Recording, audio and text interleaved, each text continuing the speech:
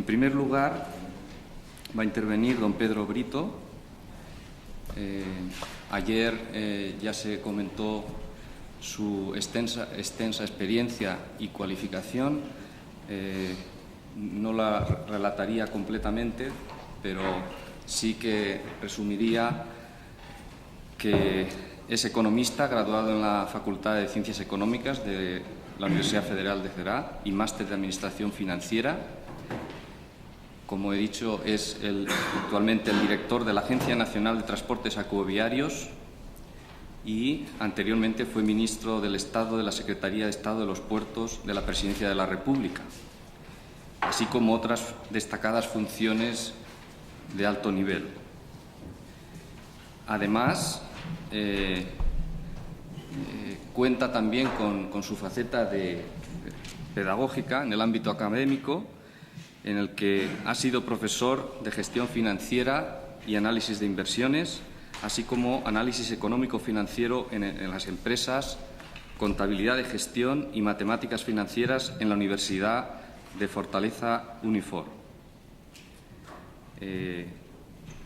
Quiero destacar también el ser autor del libro Muito a Navegar, un análisis logística de los puertos brasileños, que me parece que muy apropiado para los temas que estamos tratando en este momento, las infraestructuras y la logística necesaria para apoyar el comercio y el transporte en la actividad económica.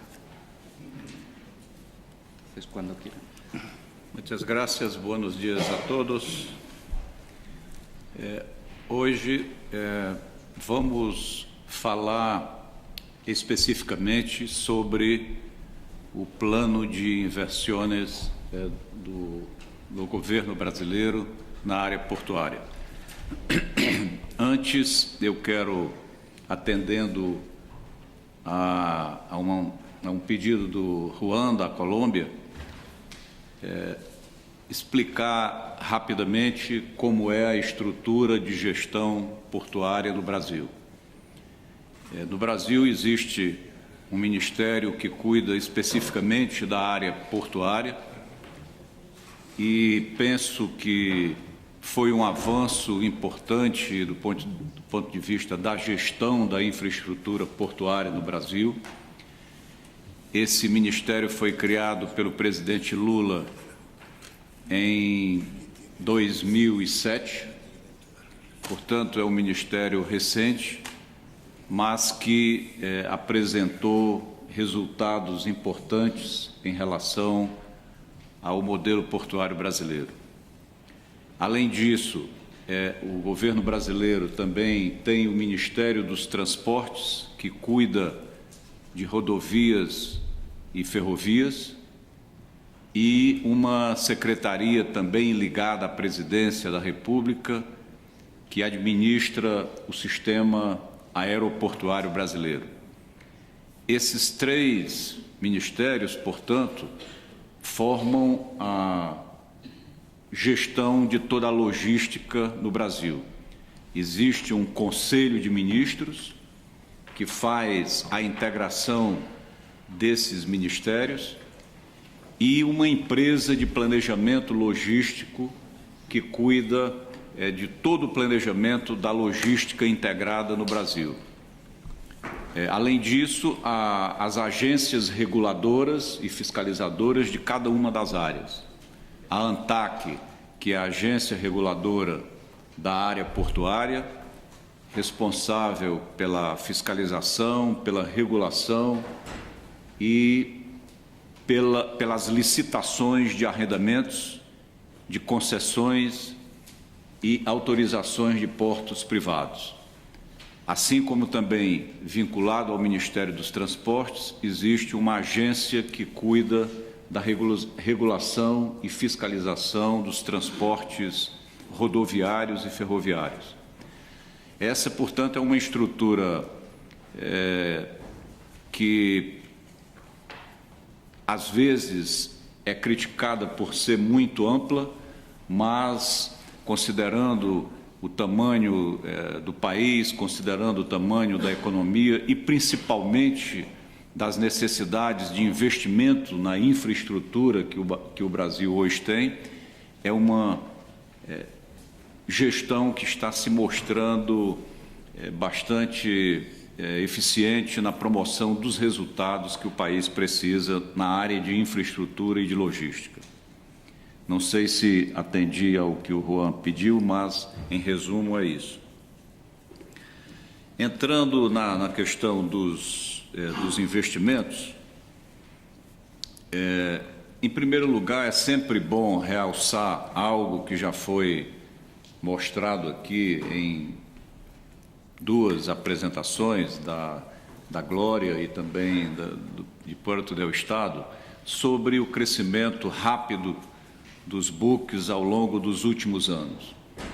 E isso certamente tem impactado bastante todo o planejamento de investimentos portuários no mundo inteiro e, claro, que no Brasil não é diferente. E esse impacto não é somente na questão dos portos, mas também e principalmente na questão dos acessos aos portos. Há uma diferença muito grande de se receber um navio de 4.800 teus e um navio de 15.000 teus. As necessidades de equipamentos, as necessidades de acessos, as necessidades de novas profundidades são muito diferentes. É claro que existe uma questão política importante, porque o crescimento rápido dos navios no mundo atende basicamente aos grandes armadores numa necessidade de buscar cada vez maior economia de escala. Os grandes armadores do mundo é que constroem esses navios em seu benefício econômico direto e não em benefício das economias dos países. Há, portanto, uma questão que cada país deve tratar ao seu modo de discutir se cabe à sociedade pagar o preço da infraestrutura para atender a uma demanda que é basicamente dos armadores na busca por economia de escala. Os países, alguns mais ricos, outros menos ricos, precisam investir pesadamente em novas estruturas para atender a esta demanda dos armadores. Então, é algo que cada país tem que definir a sua política pública e decidir se cabe investir para atender a esse tipo de demanda. Um navio, por exemplo, de 15.000 teus de contêineres, aqui está pressionado por um volume de carga muito grande que garanta uma escala de um navio como este. Porque os navios de contêineres, como nós sabemos, eles funcionam com linhas regulares, com dias certos, com datas para aportarem aos diversos portos. E há que ter muita originação de carga para garantir linhas de navios de 15.000 teus. Portanto, uma situação controversa, o que cada país deve fazer para garantir esse tipo de investimento. Eu vou passar isso aqui. Bom, um breve retrato do que recentemente foi investido no Brasil, tanto pelo setor público quanto pelo setor privado, em bilhões de dólares nos últimos anos. De novo, como nós vimos ontem aqui em relação à Espanha, no Brasil, os investimentos públicos de responsabilidade do Estado, que são os acessos aquaviários, os acessos terrestres, eles impulsionam, de certa forma, os investimentos privados e garantem a eficiência da operação portuária. E esses investimentos, ainda que relevantes nos últimos anos, não atendem a toda a necessidade do Brasil na construção da sua infraestrutura portuária. Como falei ontem,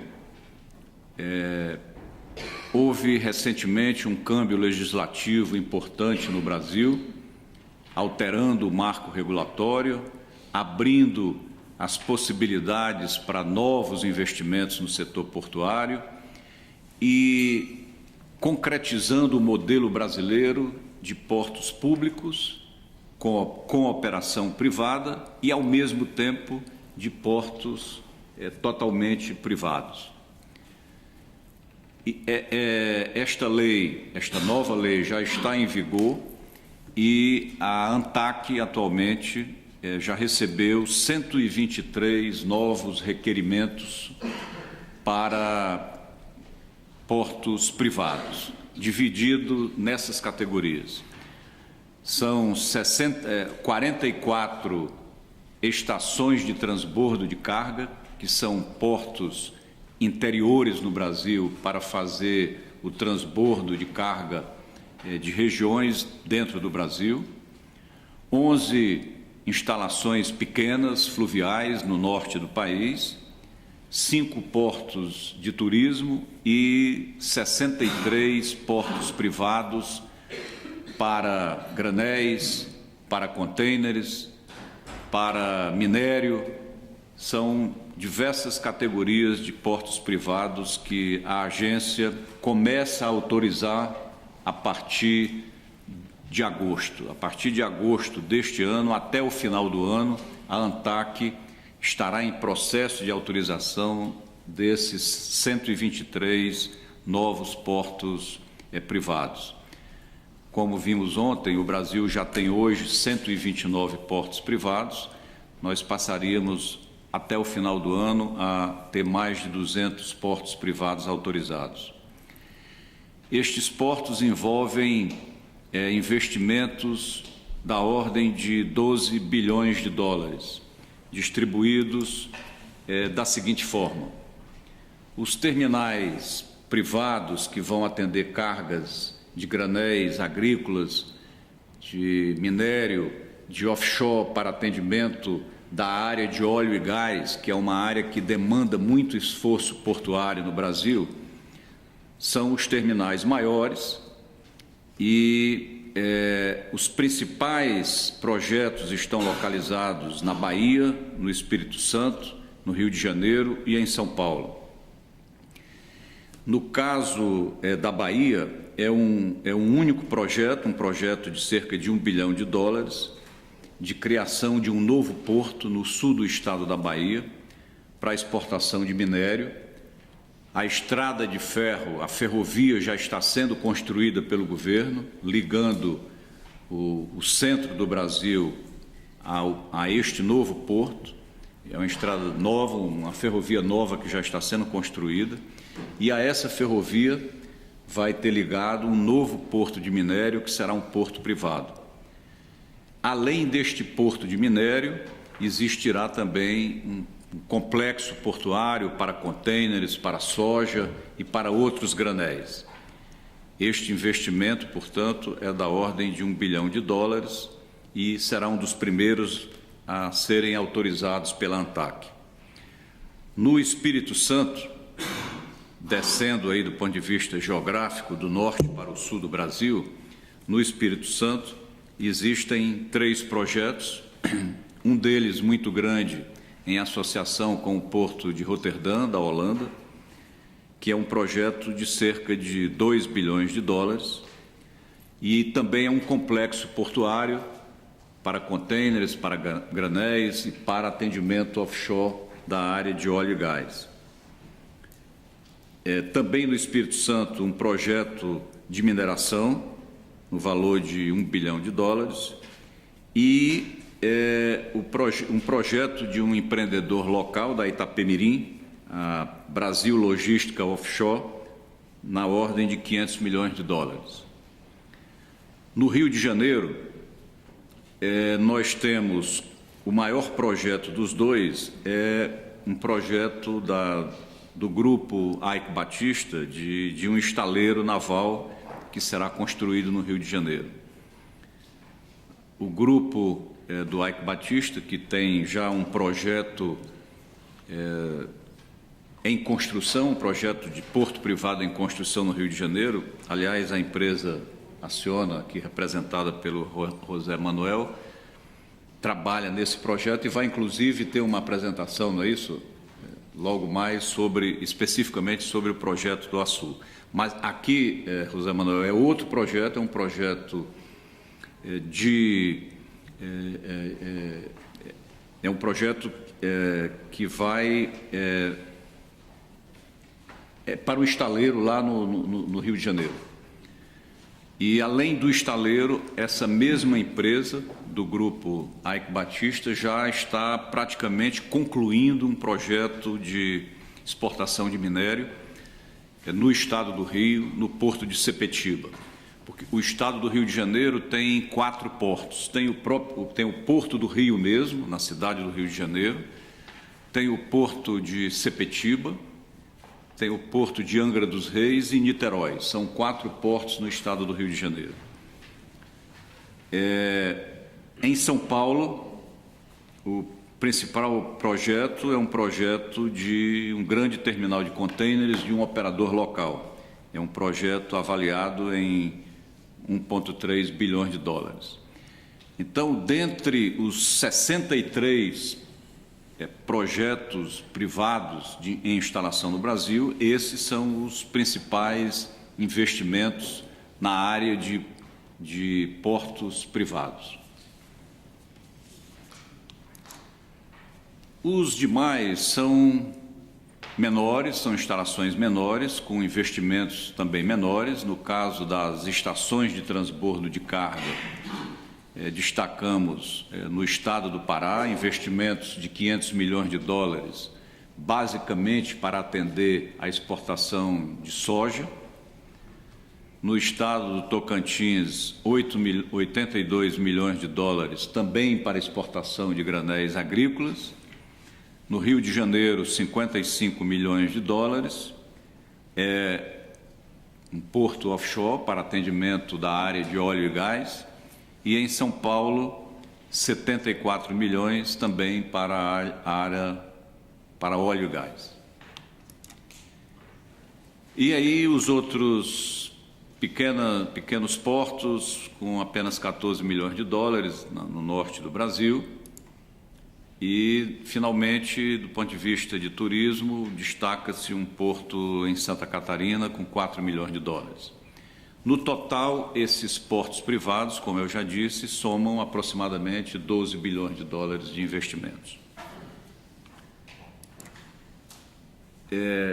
Além dos investimentos em portos privados, no valor de 12 milhões de dólares, existem investimentos previstos para os próximos anos de mais 15 bilhões de dólares, perfazendo um total de 27 bilhões de dólares.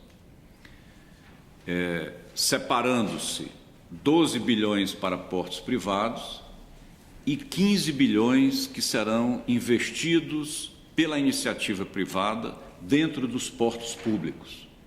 Porque no modelo brasileiro, nós temos portos públicos para os quais se faz licitação de arrendamentos e para essas novas licitações, na ordem de 150 novas licitações que nós vamos fazer em todos os 34 portos no Brasil, esperamos investimentos de 15 bilhões de dólares nos próximos anos.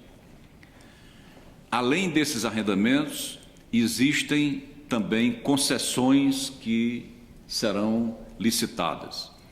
As que estão mais prontas para serem lançadas ainda este ano é uma concessão de um terminal de contêineres no Amazonas, em Manaus. O projeto já foi, inclusive, o projeto está pronto pela APMT, da Maersk. É um projeto para movimentar 600 mil TEUs no estado do Amazonas, em Manaus, com investimentos previstos de 400 milhões de dólares. O Brasil também vai fazer uma primeira experiência de uma concessão integral de um porto. Nós vamos ter, assim, digamos, uma autoridade portuária privada. é uma figura diferente porque nós estamos acostumados no mundo inteiro a ter a autoridade portuária pública. O Brasil vai fazer uma primeira experiência de licitar um porto inteiro e teremos uma autoridade portuária, portanto, concessionada privada.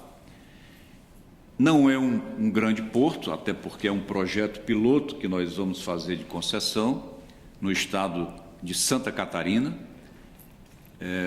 o porto de Imbituba. Esse porto já existe, já opera, existe terminal de contêineres, terminal de granéis, terminal ro-ro.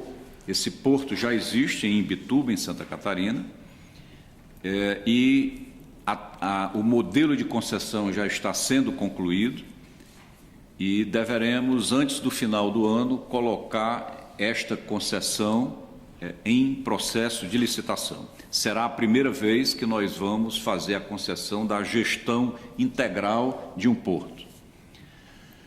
Se esta modelagem der certo, nós já temos um segundo porto também que já existe no estado da Bahia, também é um porto pequeno, em Ilhéus, no estado da Bahia, que nós também pretendemos fazer uma concessão integral do porto.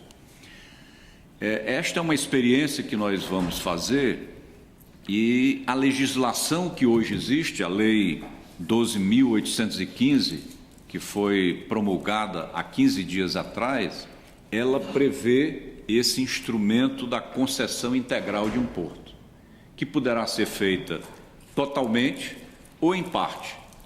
Nós poderemos conceder a gestão do porto de uma forma global e poderemos também fazer concessões de partes do porto de acordo com o que está previsto na lei. Essa vai ser uma decisão de política pública do governo em cada momento e, naturalmente, dependendo do sucesso dessas experiências que vão ser feitas.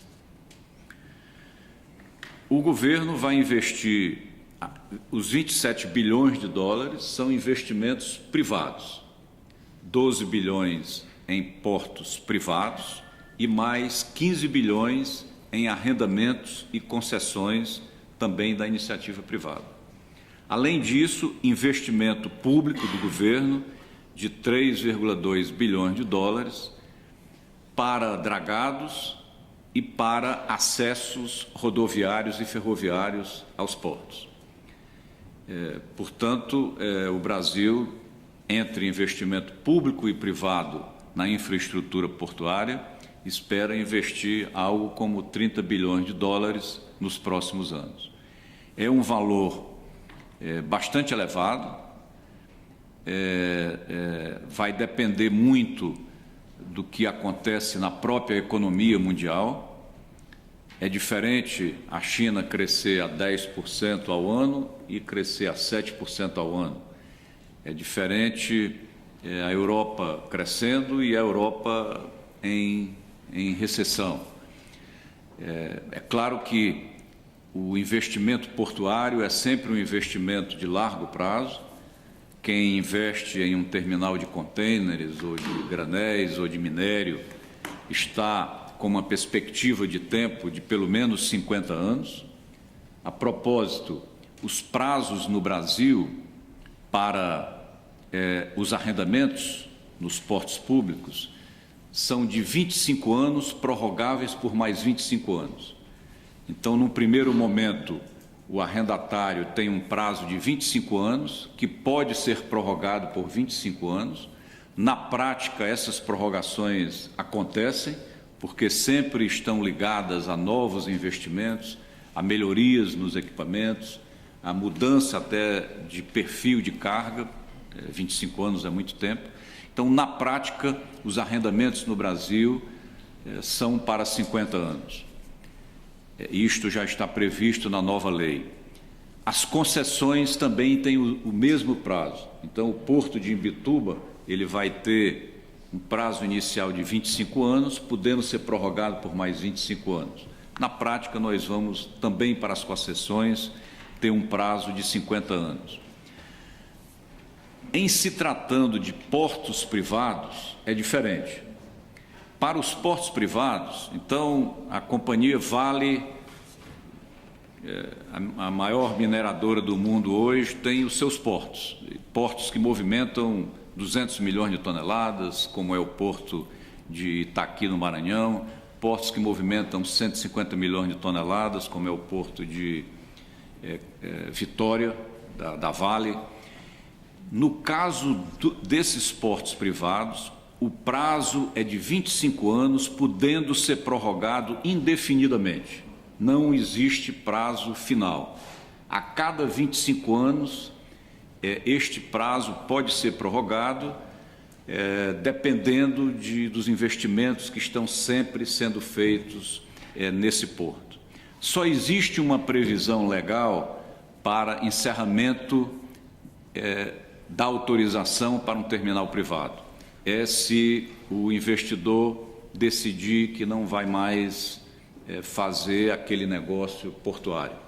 Então, se alguém monta um porto para exportar soja e depois decide que vai instalar ali uma marina, aquela autorização é interrompida.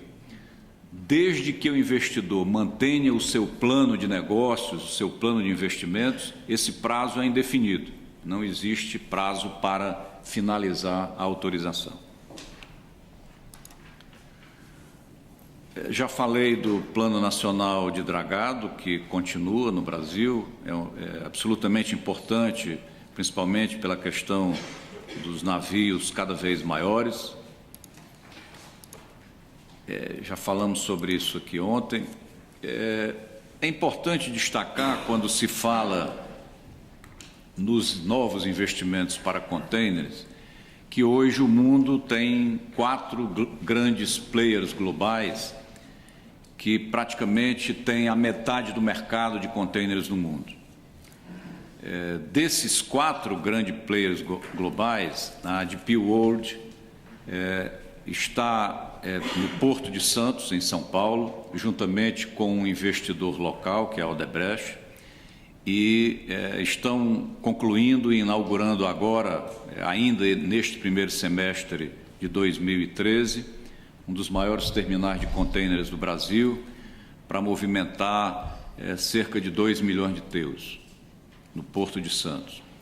A APM, que é do grupo Maersk, também tem um grande terminal no Porto de Santos, em associação com a MSC, que é uma empresa italiana, suíça, são 2 grandes operadores de contêineres do mundo. Esse terminal de contêineres do Porto de Santos também começa a operar agora em 2013. É um terminal para 1.100.000 TEUs. A Hudson e a PSA ainda não têm seus portos no Brasil, mas já instalaram oficinas em São Paulo e estão decidindo por investimentos a partir do novo marco legal que foi aprovado. Na verdade, esses grandes investidores estavam todos esperando a conclusão do novo marco legal, que demorou a ser, eu não sei como é aqui na Espanha, mas o Congresso no Brasil leva bastante tempo até aprovar uma lei. E os grandes investidores estavam esperando por essa definição legal, que já aconteceu. Já falamos ontem sobre a cabotagem no Brasil e eu quero mostrar aqui agora alguns exemplos primeiro, de arrendamentos que estão em processo de expansão no Brasil. Este é um terminal de um operador brasileiro, a Santos Brasil, que está em processo de expansão. Já é um terminal antigo, mas está em processo de expansão, passando de 1,5 milhão de TEUs para 2.200.000 TEUs até o final de 2014. Este é um arrendamento já existente que está em processo de expansão. No Rio Grande do Sul, no sul do Brasil, vizinho ao Uruguai, Existe um terminal também em expansão de um operador que passa de 600 mil TEUs para 1.500.000 TEUs também até o final de 2014. Toda aquela área da frente será a área de expansão deste terminal que já existe no Porto de Rio Grande. Ainda no Porto de Santos, também um operador local, um operador nacional, a Libra, promove também uma expansão em um terminal de contêineres que vai passar de 800 mil TEUs para 1.700.000 TEUs, perdão, 1.800.000 TEUs também até o final de 2014. Este é o terminal que eu mencionei, que é um novo terminal, investimento da APM e da MSC. Este novo terminal começa a operar ainda este ano e ele tem uma capacidade para 1.100.000 TEUs, também no Porto de Santos. É um arrendamento também. No Porto de Paranaguá, no estado do Paraná, também o terminal de contêineres está em processo de expansão, passando de 700 mil TEUs para 1.200.000 TEUs. Eu mostro alguns exemplos para informar do que já está acontecendo em termos de investimentos, de expansão nos portos públicos brasileiros. Em termos de... isso aí é no estado do Rio de Janeiro, no porto de Sepetiba, também um terminal de contêineres de um operador brasileiro, que está também em expansão, passando de 322 mil TEUs para 670 mil TEUs. E no Rio de Janeiro, aí é na cidade mesmo do Rio, é o Porto do Rio, existem 2 terminais de contêineres de operadores locais que estão já fazendo novos investimentos numa grande expansão que vai passar de 500 mil TEUs para 2 milhões de TEUs a capacidade de movimentação de contêineres no Porto do Rio de Janeiro. E também tem um terminal de ro-ro associado a este porto de contêineres. Em termos de portos privados, eu quero destacar alguns como exemplo. Este porto também é no estado do Rio, lá em Sepetiba, que é um porto da Thyssen para importação de carvão e exportação de placas de aço. Este porto já está concluído e é um porto privado autorizado para o grupo Thyssen. Esse eu não vou falar porque o José Manuel logo mais vai falar com muito mais detalhe, então eu vou passar rapidamente. Como eu disse, o grupo do Eike Batista está também concluindo em Sepetiba, no Rio de Janeiro, um novo terminal de exportação de minério. Lá em Sepetiba já existem 2 grandes portos de minério. Existe o porto da Vale, que fica aqui localizado, aqui é a área de armazenagem do minério, e um porto da Companhia Siderúrgica Nacional, que também é um grupo privado brasileiro. Esses 2 portos já existem. E a LLX, que é do Eike Batista, está construindo esse novo terminal de exportação de minério, também na mesma localização de Sepetiba. Esse terminal deverá entrar em operação até o final deste ano. Esperamos que a China continue comprando muito minério.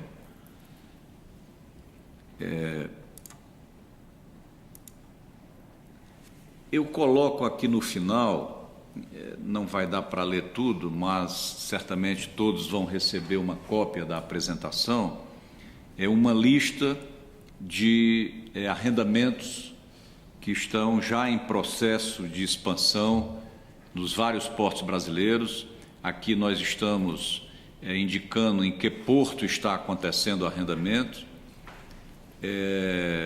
quem é o arrendatário, quem é o investidor, qual o valor do arrendamento e alguns detalhes de como esses investimentos estão acontecendo. Essa lista depois será distribuída. De qualquer modo, para as empresas interessadas em conhecer maiores detalhes, no site da ANTAC, no sítio eletrônico da agência, nós temos disponibilizado uma lista de todos os 123 pedidos de novos portos públicos que estão registrados no nosso site. E quanto aos novos arrendamentos que nós vamos fazer, num total de 160 novos arrendamentos, o cronograma que está imaginado divide esses novos arrendamentos em 4 blocos. O primeiro bloco de arrendamentos para o Porto de Santos e para o Porto do Pará, no norte do Brasil. Até o final deste mês de junho, todos os estudos econômicos, os estudos de viabilidade técnica e econômica estarão sendo concluídos. O governo brasileiro contratou uma empresa internacional que está com uma equipe gigantesca fazendo todos esses estudos. Então, para este primeiro bloco, que são 26 arrendamentos no Porto de Santos e 26 arrendamentos no Porto do Pará, todos os estudos estarão entregues até 30 de junho. Conforme prevê a lei, nós vamos colocar em consulta pública de julho a agosto. Esses projetos estarão em consulta pública. Em setembro e outubro, eles serão encaminhados ao Tribunal de Contas. No Brasil existe uma instituição que chama-se Tribunal de Contas, por onde passam todos os processos de licitação, antes de serem colocados em leilão. Então, depois da audiência pública, esses processos vão ser encaminhados para o Tribunal de Contas da União e deverão ser publicados os editais em outubro deste ano. Outubro deste ano, os editais serão publicados, o leilão será feito em novembro de 2013 e os contratos assinados de janeiro a março de 2014, para esse primeiro bloco. O segundo bloco é para os portos de Paranaguá e Salvador e Aratu, na Bahia. Este segundo bloco terá como cronograma um mês à frente. Então, até o final de julho, os estudos estarão concluídos. Em novembro será publicado o edital, em dezembro será feito o leilão e no início do ano de 2014 assinados os contratos. O terceiro bloco de licitações para o Porto de Suape, em Pernambuco, Itaqui, no Maranhão, e vários outros portos no Nordeste brasileiro. Também, até 30 de agosto, os estudos estarão concluídos. Em janeiro de 2014 será feito o leilão e os contratos assinados até junho de 2014. E, finalmente, o quarto bloco para os portos de Vitória, Rio de Janeiro, Itaguaí, também no estado do Rio, Itajaí, em Santa Catarina, Rio Grande, no Rio Grande do Sul, e São Francisco do Sul, em Santa Catarina. Esse quarto bloco está com o leilão previsto para fevereiro de 2014.